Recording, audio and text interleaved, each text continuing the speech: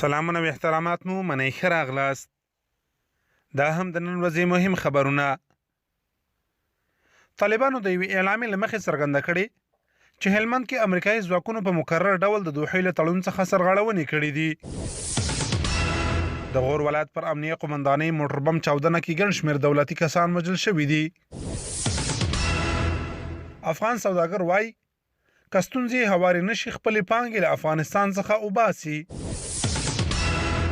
روزګان ولایت کې پر یو کور د هوان مرمۍ لګېدو له امله 4 کسانو ته مرګ ژوبله اوښتې. قطر کې د طالبانو د سیاسي دفتر غړو د جرمني له خاص استازي او سفیر سره پر افغان سوله خبرې کړې دي. پاکستان کې د حکومت مخالف سیاسي ګوندونو نن په کراچۍ ښار کې احتجاجي غونډه کړې. امریکایي سناتور وایي د ټرمپ د ضدیت او ناپوهۍ له امله امریکا د تباهۍ پر لور روانه ده. آذربایجاني ځواکونو د ارمنستان 2 جنگي الوتکې رانسکورې کړي. ایران د افغان سولې بشپړ ملاتړ او په دې برخه کې هر راز همکاریو ته ژمنتیا ښودلې. د خبرونو پای.